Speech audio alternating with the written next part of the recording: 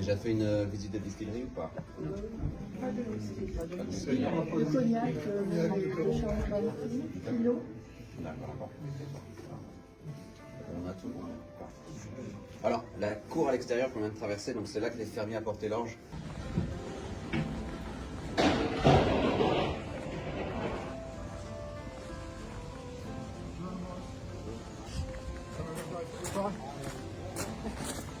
Merci.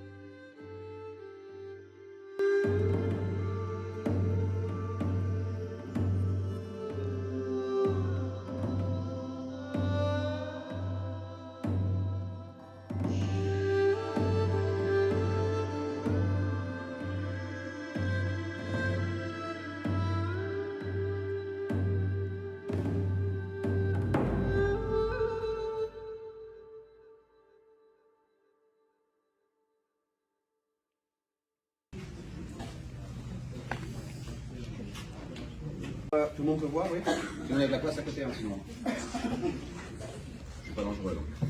Alors, on va commencer par le plus petit. Donc, c'est un fût, un contenu du Bourbon. Donc, au début de la vidéo, quelqu'un m'a demandé ce que c'était du Bourbon. Peut-être un petit peu. Alors, Bourbon, vous allez voir, on va simplifier. Hein. Donc, c'est un type de whisky. Par contre, produit aux États-Unis.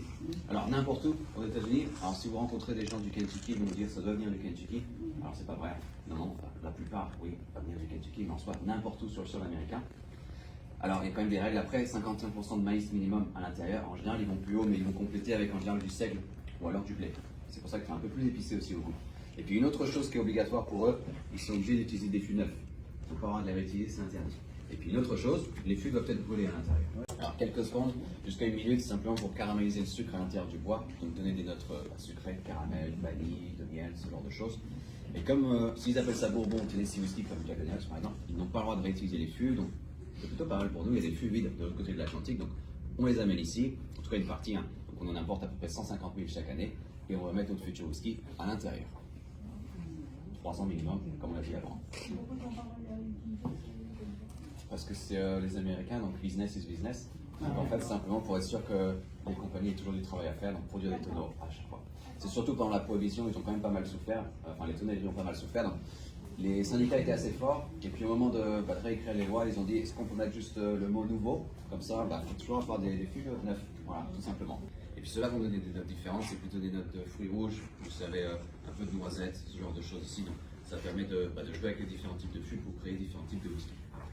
Et puis on utilise aussi des fûts venant, comme j'ai dit, un peu partout dans le monde. Alors ça dépend si c'est par exemple des fûts en contenu du vin, c'est entre l'Italie, le Portugal et d'autres parties d'Espagne, un peu de la France, de la Californie aussi. Mais c'est plutôt pour l'affinage. Donc vous savez, le whisky va vieillir 15, 20, 25 ans, et puis à la fin on peut le transférer dans un fût en contenu du vin ou même de la bière, mais quelques mois. Jamais trop long, sinon ça devient trop fort.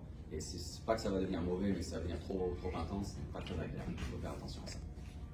On va réutiliser les fûts ici, nous on a le droit, il n'y a pas de problème.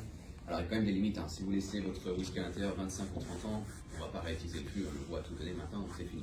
Par contre, si c'est un très jeune whisky, pas de problème, on va réutiliser les fûts jusqu'à 3 fois. Et à chaque fois qu'on réutilise un fût, c'est pas pour la même étiquette, automatiquement, parce qu'on va extraire moins du bois. Puis une fois que c'est fini, alors on les vend aux entreprises avec de l'or de roi Merlin, vous savez, pour en faire des meubles, ce genre de choses. Ou alors, si vraiment ils sont en bon état, sur les Caraïbes, et utilisés pour l'industrie du rhum.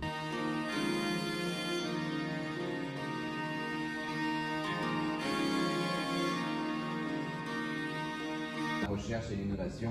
Ouais. Donc ce qu'on va faire ici, c'est utiliser différents types de grains, enfin différents ratios de grains, différentes techniques de distillation, mais aussi différents types de bois. Alors tout est contrôlé manuellement ici, il n'y a pas d'ordinateur, donc c'est parfait pour apprendre. Donc on va avoir 2 étudiants avec nous chaque année ici. Et puis si vous vous rappelez dans la vidéo, je vous disais que là-haut on va remplir à peu près 10 000 tonneaux par semaine. Alors ici c'est à peu près 10 tonneaux par semaine. Alors c'est beaucoup moins, c'est pas une question de chiffres, hein, c'est juste essayer de nouvelles choses. Et surtout quand il s'agit du bois, vous pouvez voir des fûts par exemple juste derrière moi ici. Donc si vous appelez ça Scotch en Écosse ou alors Bourbon TDC Whisky aux États-Unis, eh bien le bois ça doit être du chêne, c'est obligatoire, c'est dans la loi. Et nous la loi en Irlande nous dit du bois et puis c'est tout.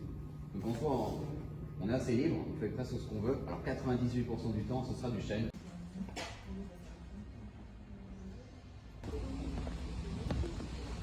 Assez imposant ici, donc celui-ci c'est le plus gros au monde. C'est un petit peu moins de 144 ml de capacité. Alors, on l'utilise plus maintenant, la dernière fois c'était il y a 50 ans. Les plus gros maintenant au monde en opération sont juste derrière, dans la nouvelle distillerie. Alors ils sont petits par contre, ils font de 80 ml, mais on en a 10. Non, non. C'est du cuir, exactement.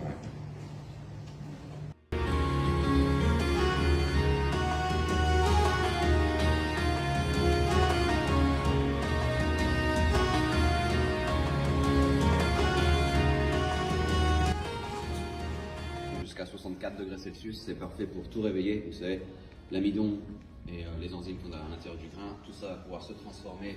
Et cette fois-ci, on va avoir vraiment un liquide rempli de sucre. C'est ça le but ici. Donc on va tout mélanger, ça prend à peu près 5 heures. Donc après 5 heures, on va récupérer le mou, on a dans le fond, liquide rempli de sucre, et on le transfère dans les tubes de fermentation qui sont là-haut. Alors 45 000 gallons, c'est pas très parlant ici, donc ça fait 207 000 litres de capacité. Donc c'est là qu'on ajoute la levure, et maintenant la levure va pouvoir transformer le sucre en alcool. Et encore une fois, il faut être patient, ça prend à peu près 80 heures là-haut. Et puis après ça, on va avoir ce qu'on appelle wash, et en soi, c'est une bière. Une bière assez forte, on est à 10 degrés d'alcool.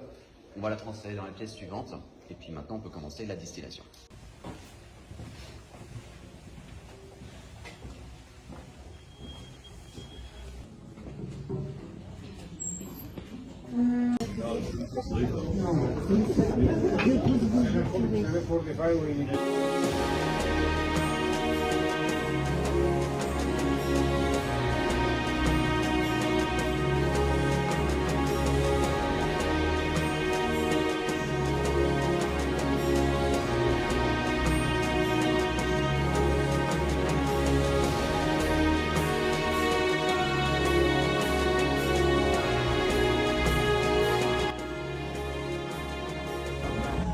Allez. Je veux rien goûter du tout parce que j'aime pas ça.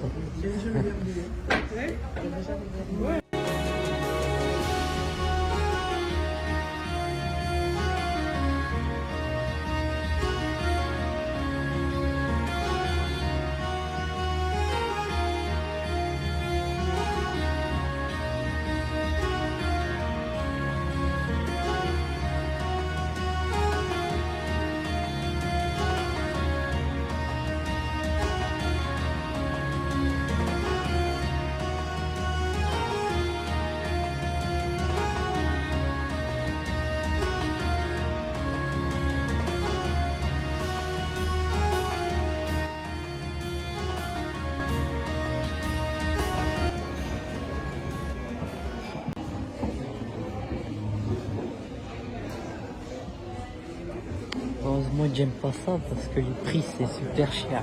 Je préfère le jus de pomme artisanal. Ça existe le jus de pomme artisanal à 200 €. Oh mon dieu. Franchement j'ai de la chance de pas aimer le whisky, ni le prix. Oh, c'est pas bon pour la santé. Bon bah je sors.